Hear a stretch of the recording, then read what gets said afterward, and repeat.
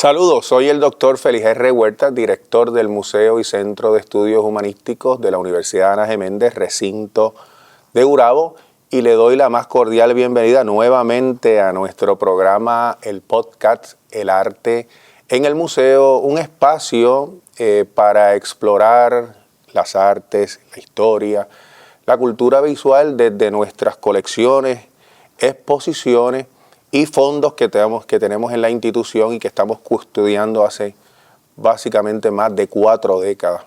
Hoy tenemos el privilegio de que nos acompañe un amigo, un colega de tantos proyectos, actividades, el doctor Jorge Crespo Armaiz. Jorge ha sido historiador, coleccionista, planificador, pasado presidente de la Sociedad Numismática de Puerto Rico y quien ha realizado una extraordinaria aportación a nuestro museo a través de los años, mediante la donación de una importante colección de fotografía estereoscópica. Hoy nos trajo parte de lo que continúa siendo su colección personal, y quien también recientemente estuvo aquí en este lugar donde estamos grabando, en el Anfiteatro Argentina Hills, ofreciendo una conferencia sobre una exposición que trabajó con Jonathan Berrío, el director del museo Ramón Frade de la Universidad de Calley, titulada Miradas Cruzadas, donde estuvimos dialogando con profesores, estudiantes, artistas invitados por más de 1 hora, y fue exquisita esa presentación y ese diálogo, Jorge. Jorge también es autor del libro Estereoscopía y Sujeto Colonial, galardonado con el Premio Nacional de Historia 2017 del Pen Club de Puerto Rico, y recientemente acaba de obtener otro premio por el Instituto de Literatura Puertorriqueña, sí. De Literatura Puertorriqueña. En esta obra el autor examina cómo estas peculiares imágenes fotográficas de Puerto Rico circularon en Estados Unidos y contribuyeron a la construcción de una mirada colonial sobre nuestra identidad.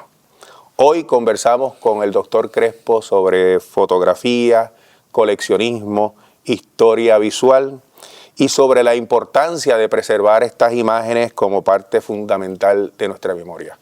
Jorge, muchas gracias por estar aquí y compartir en este espacio que hemos comenzado. Tú estás entre esos primeros colegas y amigos que estamos conversando.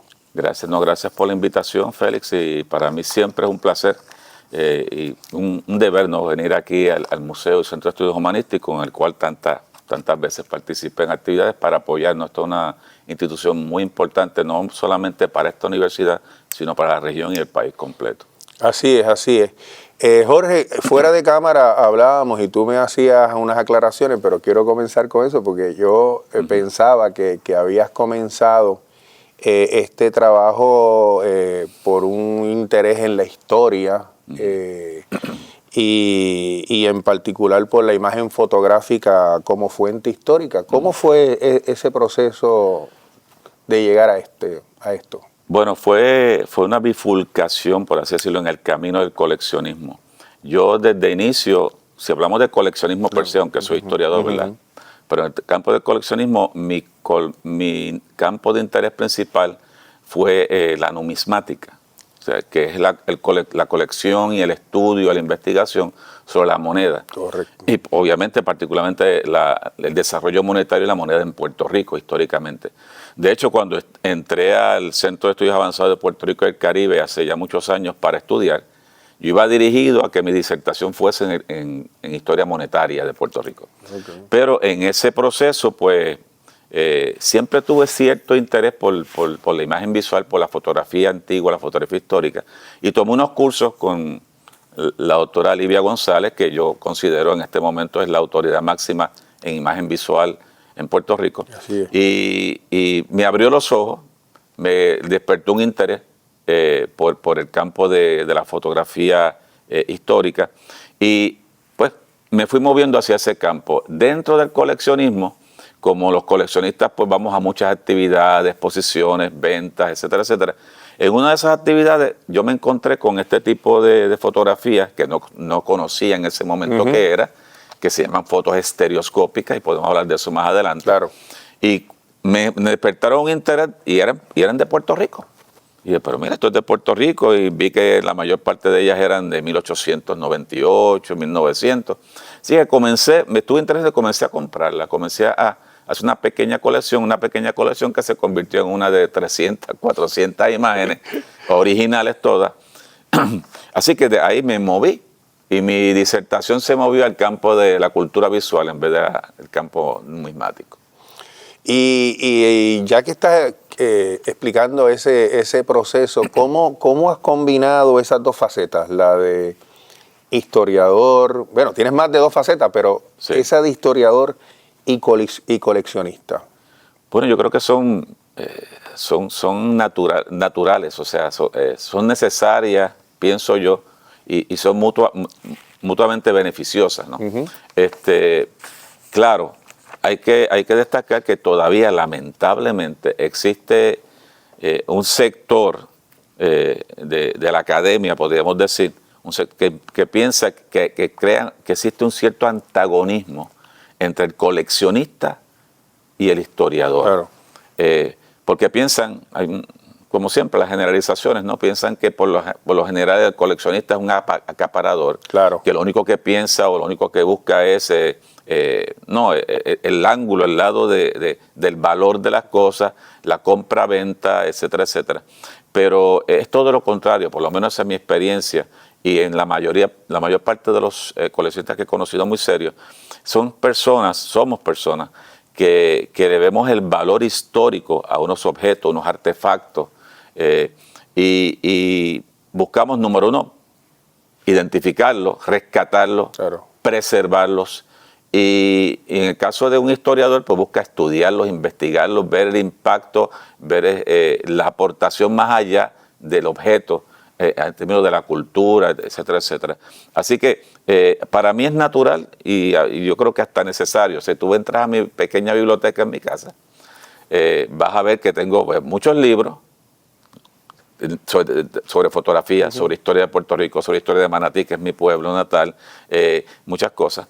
Pero vas a ver allí también los artefactos, vas a ver las colecciones, vas a ver quizá unas gavetas con colecciones de monedas antiguas de Puerto Rico, vas a ver estos artefactos visuales y se complementan. Yo creo que son dos cosas que son mutuamente incluyentes en este caso.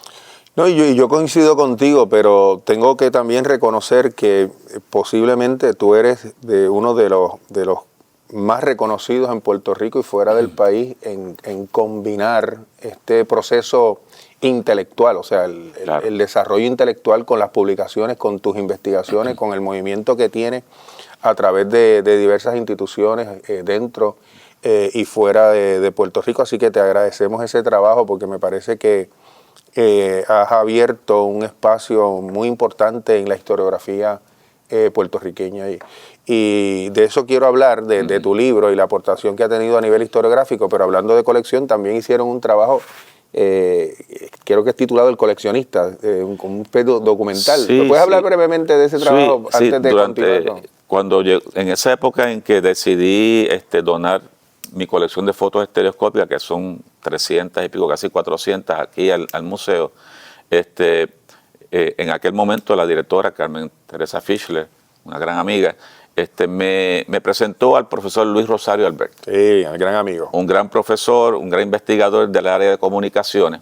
Y él ya tenía unos trabajos caminando y un productor de vídeos, etcétera, etcétera. Y surgió la idea de, más allá del libro impreso, si podíamos hacer un vídeo sobre la colección. Que realmente, originalmente, iba a ser pues sobre la colección, documentarlo en un vídeo.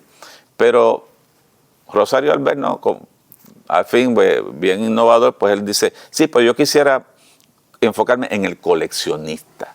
¿Cómo tú comenzaste a ser coleccionista? ¿Qué te atrajo? ¿Cómo comenzó todo? Etcétera, etcétera. Y ahí vamos llegando hasta la colección y pues seguimos hablando.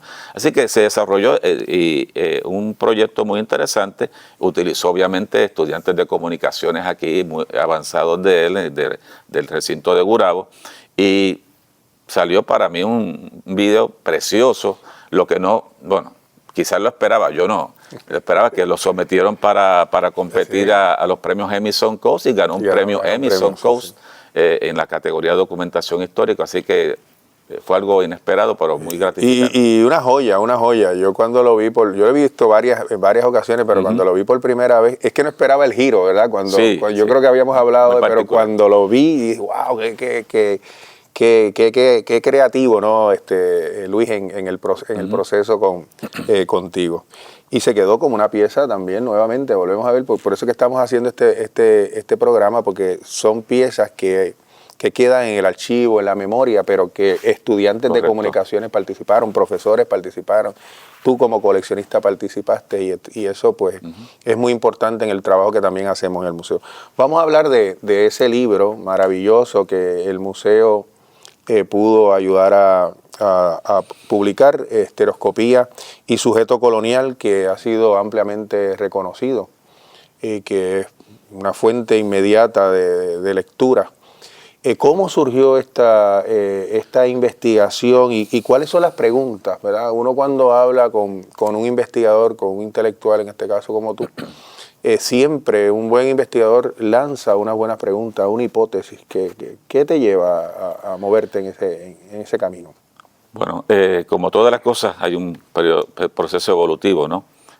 Cuando comencé a coleccionar las fotos estereoscópicas de Puerto Rico, ya tenía un número considerable, me dio, porque a mí me gusta documentar las cosas.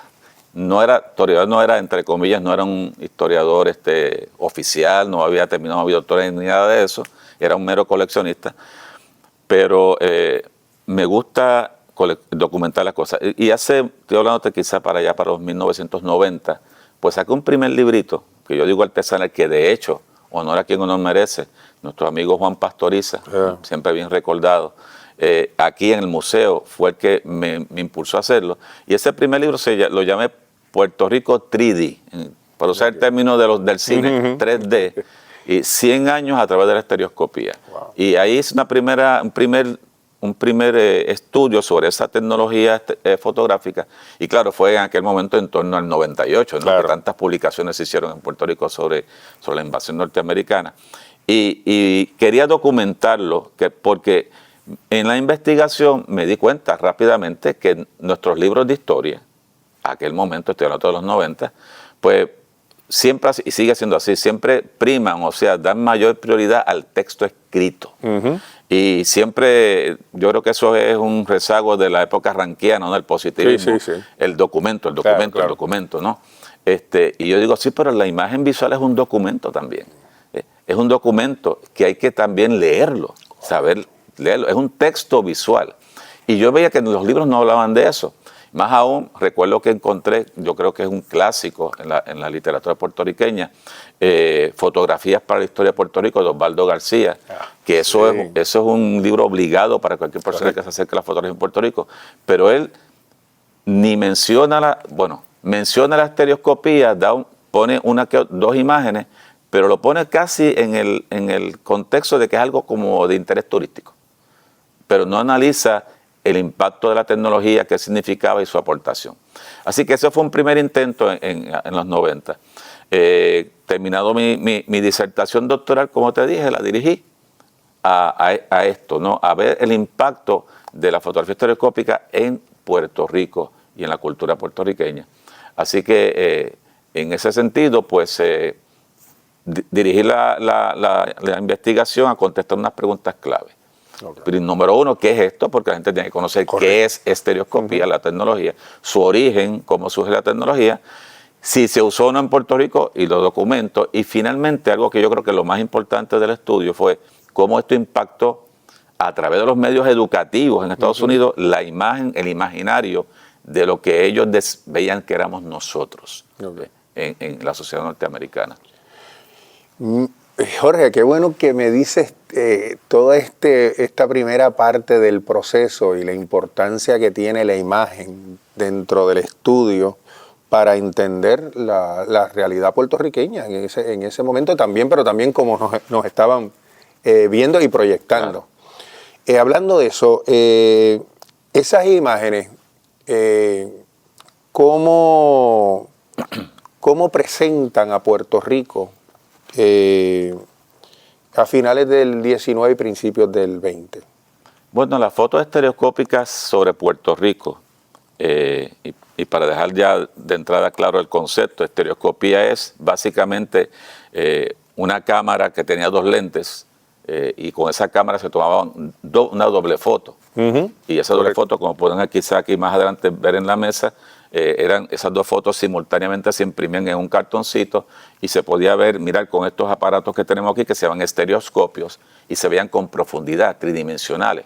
Esa tecnología existía desde mediados del siglo XIX ya en Inglaterra, pero ya hacia fines del siglo XIX, 1890, existían decenas de compañías estereoscópicas, muchas de ellas en Estados Unidos. En términos de contenido, la fotografía estereoscópica no se diferencia de la fotografía convencional colonial, de la mirada colonial que ya conocemos.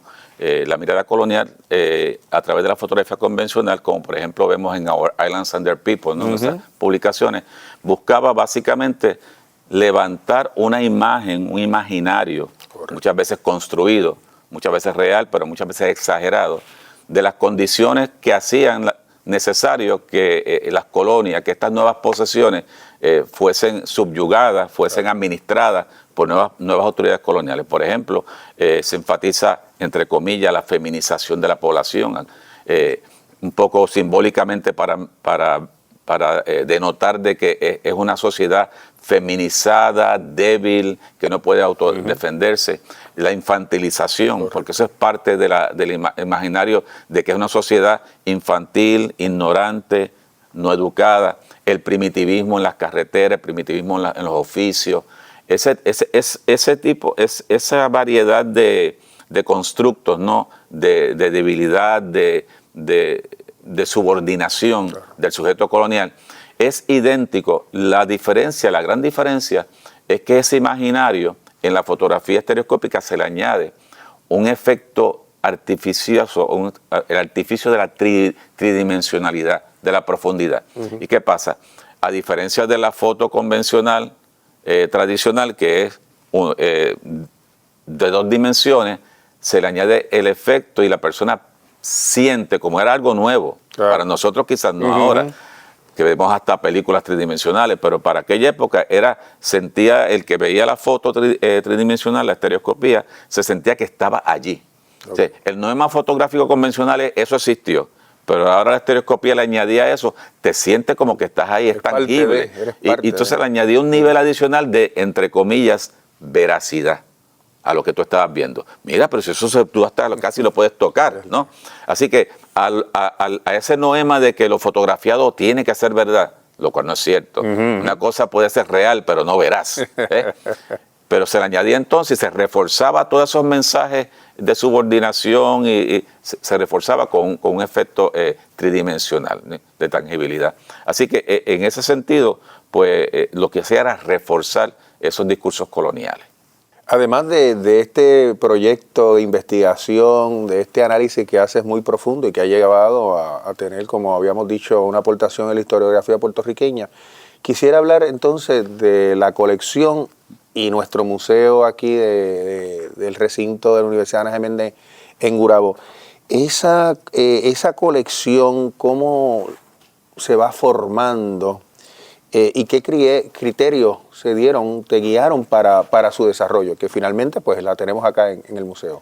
Bueno, la formación de esta colección particular tomaría quizás más de una década, poco a poco, ¿no? Obviamente, este material no se consigue, en aquel momento no se conseguía en Puerto Rico. Yo conocía a algunos coleccionistas que tenían algunas fotografías estereoscópicas de Puerto Rico, no les interesaban, me las vendían. Pero obviamente el grueso de este material se consiguió a través de subastas fuera de Puerto Rico, subastas electrónicas, muchas de ellas en línea. Y ahí así fue que fui conformando, ¿no? Construyendo esta colección, que como ya he dicho en un par de ocasiones, llegué a acumular como 350, 400 vistas estereoscópicas, todas son originales. Estamos hablando de quizás... Puede que haya una que otra que sea amateur, que llegue quizás a los 1880, pero la mayor parte son de 1898, digamos, a 1920. Y en términos de estructura, podríamos decir que de esas 400 vistas, pues el grueso, unas 200 y pico, son vistas fotos estereoscópicas tomadas en Puerto Rico, o sea, paisajes de Puerto Rico, pueblos de la isla, escenas rurales, urbanas, que los fotógrafos de estas compañías estereoscópicas, por ejemplo, American Stereoscopic, Underwood and Underwood, Keystone View Company, vinieron y tomaron y levantaron ese catálogo. Quizá unas 100, el resto de las restantes son también de Puerto Rico, pero de la guerra hispanoamericana. Okay. Y ahí vemos vistas de los barcos de la flota del almirante Sampson, vemos del bombardeo de San Juan, hay vistas de muchas tropas preparándose para venir a Puerto Rico, como ellos decían, y varias vistas, ¿no?, de tropas en la isla, ¿no? No vistas de batalla, porque sabemos que no hubo muchas batallas en Puerto Rico. Además, hay una que otra vista que fueron, como digo yo, escenificadas, claro, como podemos pensar. Jorge, hablando de este proyecto y de las imágenes, tuvimos recientemente aquí, te lo agradezco, una presentación de una exposición que ustedes tienen y que les invito a ver en nuestra página del museo, titulada Miradas Cruzadas. Es un trabajo que tú haces con el director del museo, Ramón Frade, de la Universidad de Calley, Jonathan Berrío, y que conversan sobre tu trabajo del 1898, las imágenes del 1898, y él desde la fotografía de Frade. Pero además de ser una extraordinaria presentación, es un diálogo sobre lo que tú estás planteando, no la fotografía necesariamente como un proyecto de presentar simplemente una imagen, sino que envía, detrás de esa imagen, envía un poderoso constructo, ¿verdad? ¿Qué es lo que trabajan ustedes en esa colección? Miradas Cruzadas fue un proyecto, y sigue siendo, porque creo que va a seguir repitiéndose en otro... Vamos para los centros universitarios, correcto, la Universidad de Geméndez, sí. Un proyecto muy interesante porque el nombre, Miradas Cruzadas, lo que buscábamos en ese proyecto es, por así decirlo, poner a conversar dos colecciones de fotografías que parecerían ser y son bastante distintas en su formato, claro, en su origen, pero nos brindan entonces esa oportunidad de ver qué nos comunican, cuáles son los mensajes, cuáles son las narrativas en dos momentos históricos con dos tipos de fotografías distintas. Como ya hemos dicho, la fotografía estereoscópica, pues esta particularmente de Puerto Rico, se levantó como parte de ese andamiaje de narrativa colonial, de discurso colonial, y se utilizó pues en libros, en escuelas, como en este caso en universidades, para transmitir ese mensaje de colonialismo. La fotografía de Frade, todavía muy pocas personas conocen que Frade fue un gran fotógrafo. Claro, digo, Frade fue un hombre realmente renacentista. Correcto. Era pintor, dibujante, era agrimensor, era fotógrafo y muchos otros oficios más. Pero él utilizó mucho la fotografía, de diferentes maneras. La utilizó para, primero, él fotografió muchos los alrededores de su pueblo, de Calley y la vida rural y urbana. Pero él usaba la fotografía para pintar. Claro. Hay una relación de muchos pintores, mucha gente no lo sabe, pero usan primero fotografían un modelo, un escenario, y luego lo usan como base para desarrollar su obra pictórica. Y entonces, básicamente, en la fotografía de Frade encontramos no tanto una imagen fotográfica que sea contestataria, pero sí es identitaria. Claro. O sea, no es que Frade no era un fotógrafo que estaba recogiendo o fotografiando para contraponerse o oponerse o luchar en contra de esa imagen colonial. No, Frade era un artista muy localista en Calley, usaba el medio fotográfico para su obra de arte, pero obviamente es inevitable que tú miras la fotografía de Frade, al igual que su pintura, y ves una identidad puertorriqueña muy distinta a la imagen fotográfica colonial, sea convencional o estereoscópica. Es el puertorriqueño real, puertorriqueño ya sea del campo, de los campos de Calley o de la ciudad, del pueblo en la plaza, los oficios, los niños, pero tú ves niños alegres jugando con Frade en foto o en pintura, no ves niños desnudos, haraposos, que sí existían, pero que se reforzaban. El mensaje de la fotografía colonial es reforzar lo negativo. Correcto. Y de hecho, en la fotografía, es bien importante recalcar que muchas veces es más importante lo que no se fotografía que lo que aparece en la foto. En otras palabras, lo que los investigadores de la fotografía mencionamos, las omisiones. Porque la fotografía es un documento limitado, es un pequeño recuadro. Ese encuadre es un límite. Y el fotógrafo decide qué va a estar en ese encuadre. Claro. Lo que yo quiero que se vea, que se refleje y que se documente. Y lo que no quiero, pues no lo fotografío, es una omisión. Por eso vemos que en esta fotografía, en Puerto Rico habían trenes, muy pocas vas a ver los trenes de Puerto Rico, había telégrafo, había teléfono, había alumbrado eléctrico, pero eso no se resalta en la fotografía colonial.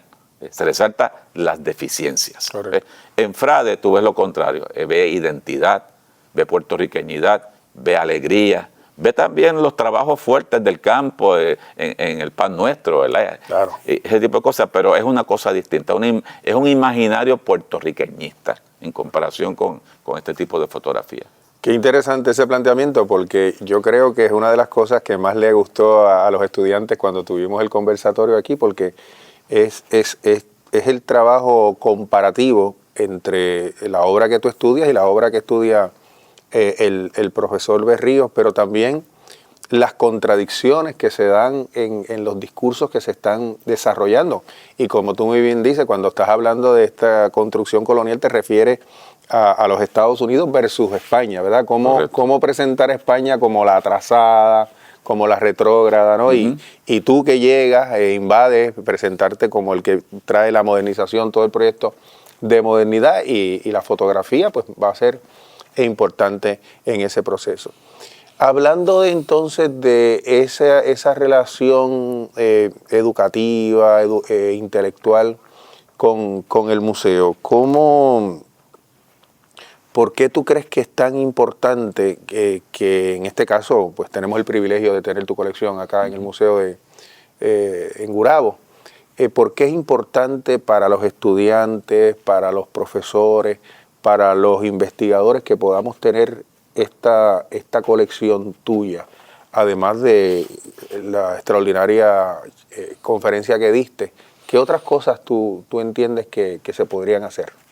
Bueno, muchas cosas, o sea, me alegra que particularmente esté aquí en Gurabo, porque Gurabo, por ejemplo, tiene un doctorado en estudios culturales. Correcto. Y ese doctorado debería ser usuario continuo, no meramente de mi colección, de todas las colecciones que tiene el museo, porque es una colección bien variada de arqueología, de pintura, fotografía. O sea, son fondos, archivos, documentos, artefactos que están ahí disponibles para hacer lo que hace la universidad, investigar y crear conocimientos, nuevos conocimientos. O sea, no es porque lo haya hecho yo, pero la realidad es que hasta que no salió ese libro, no se había documentado, ni quedó una referencia documentada de que esto se hizo en Puerto Rico, de que esto existió, de que esa fotografía se usó en las escuelas en Estados Unidos, en las universidades, para transmitir unos mensajes muy particulares, en su mayor parte degradantes, sobre Puerto Rico. Así que es importante que el estudiante, por lo general el estudiante graduado sobre todo, conozca los fondos de este museo, no solamente se acerque y vaya definiendo, como pasó conmigo. Uh-huh. Cuando conocí esto, dije, esto es importante. Luego investigué y me di cuenta, nadie ha escrito sobre esto, o muy poco, o no enfocado en lo que significa, y me di a la tarea de documentarlo, de analizarlo, de investigarlo. Y esto es importante que los estudiantes sepan que esto existe. Yo como coleccionista, lo primero que gané es la preservación.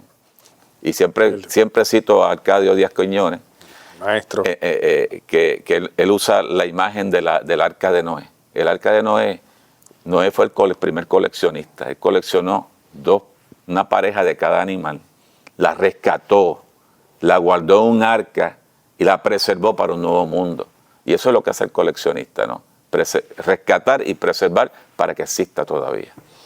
Y te agradezco porque entonces el museo, le has permitido al museo tener como parte de su misión y su visión, tener esa colección para las futuras generaciones. Yo creo que una de las cosas que te decía al inicio de este programa era la importancia de grabarte, porque como dijiste, hay un programa de estudios culturales, otros programas en el país que se siguen desarrollando, y me parece que con tu trabajo que abrió el espacio para esta investigación van a venir una gran cantidad de investigaciones en los próximos años, porque si uno mira posiblemente por dónde está rompiendo la historiografía puertorriqueña y caribeña, es un poco hacia los estudios de la cultura, ¿verdad?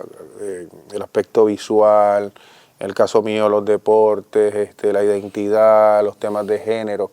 Y me parece que el museo, con todos sus directores y directoras que ha tenido, ha hecho una gran aportación con lo que ha logrado coleccionar. Jorge, esta conversación ha sido sumamente interesante. Estamos ya cerrando esta parte del podcast, pero siempre me gusta preguntar a mis invitados e invitadas, en el caso de lo que estás trabajando, la estereoscopía, la fotografía, el sujeto colonial, ¿qué retos tenemos todavía en el caso de Puerto Rico y qué se puede hacer a través de las universidades, ¿verdad? O en este caso del museo? Bueno, el museo es bien importante. Los museos son muy importantes. Y, hace un rato mencioné que el coleccionista, por lo menos el coleccionista serio, busca preservar. No meramente acaparar cosas, hay que preservar los artefactos, los objetos, esta información que no desaparezca. Ahí entran los museos. Pero hay museos y hay también una mentalidad arcaica de lo que era el museo y lo que debería ser el museo en nuestra época contemporánea. Siempre me apena, pero siempre debo recordar la gran colección de Teodoro Vidal. Wow. Que Teodoro Vidal pasó décadas buscando una institución que la preservara en Puerto Rico y al no verla, pues la donó al Smithsonian, una gran institución. Claro. Ahora muy atacada, ¿verdad?, por el republicanismo en Estados Unidos. Pero lamentablemente, tan grande es esa institución, el Smithsonian, que tienen que ser selectivos. Claro. Y esa gran colección de Teddy Vidal terminó, pues, archivada. ¿Sí? Y pocos conocen, y para tú acceder a ella, para evaluarla, pues, hay que pasar mucho trabajo. Este museo, lo que me gusta es que es un museo vivo. Las colecciones las sacan, las colecciones se investigan, las colecciones la gente las conoce, integra a la comunidad, busca integrar las escuelas. Así que es bien importante que los museos, como este lo hace, le dé vida a estas colecciones, le dé acceso a la gente, estimule, busque, como mencionamos, que los estudiantes sean de escuela o sea de universidad, sepan que existen, las conozcan y las utilicen. Las utilicen para investigar, para conocer más, para escribir, para sus propios proyectos de investigación, de maestría, de doctorado. Porque eso le va a dar vida, va a acrecentar el valor de estas colecciones y va a ayudar a que se preserven para el futuro, porque lo que dicen por ahí, lo que no se usa, se pierde. Correcto. Sí, una de las cosas, Jorge, que hemos estado tratando de hacer desde que comenzamos como director, que te estaba explicando, está la parte del museo, las exposiciones, las exhibiciones que trabajamos, pero también es el museo y centro de estudios humanísticos, que es toda esa parte que está explicando muy bien, ese contacto de las obras de nuestro personal con los estudiantes, con los maestros, no solamente de nuestra institución, sino de todo el país. Ahora mismo tenemos un intercambio con Martinica, hay unas piezas de nuestra sala huecoide que se trasladaron y ahora me pidieron que si podían estar un mes adicional porque han tenido un éxito extraordinario. Luego de ahí esperamos que pasen a Francia. O sea, que es como tú dijiste, me gustó mucho lo que dijiste, es un museo vivo, ¿verdad? Abierto, que integra diferentes movimientos, actividades y sectores. Jorge, estamos terminando, pero siempre también a mis invitados e invitadas le pido que si pueden dar un mensaje a los estudiantes e investigadores jóvenes que se interesen en el campo de la historia, de la numismática, de la genealogía, porque tú eres de los compañeros amigos que tengo, posiblemente uno de los más diversos, amplios en los estudios que hace. ¿Qué mensaje le darías en un mundo que cada vez poco, y no lo digo con pesimismo, trato de hacer una crítica en el proceso, que se está cerrando hacia nuevas visiones, nuevas discusiones? ¿Qué mensaje le daría? Bueno, como tú dices, tratando de ser esperanzador, ¿no? Pero es necesario que la juventud, estamos, ¿cómo te puedo decir? Estamos en una paradoja de que mientras más información existe en nuestros medios, con los medios digitales, ahora con las mal llamadas para mí inteligencias artificiales, mientras más información y datos existen, menos conocimiento se está generando. Conocimiento y correcto. El estudiante tiene que ser, tenemos que aprender a discernir. ¿Sí?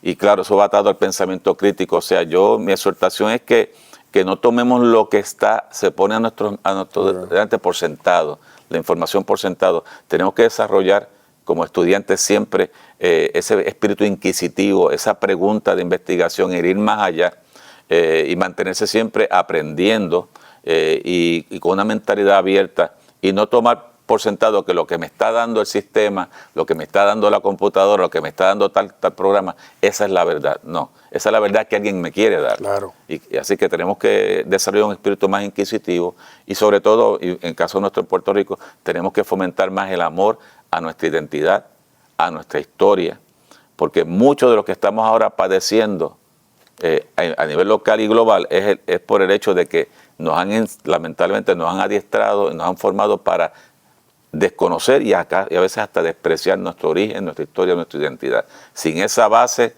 no podemos echar hacia adelante. Jorge, gracias por ese mensaje y nuevamente por el trabajo que has hecho por el país.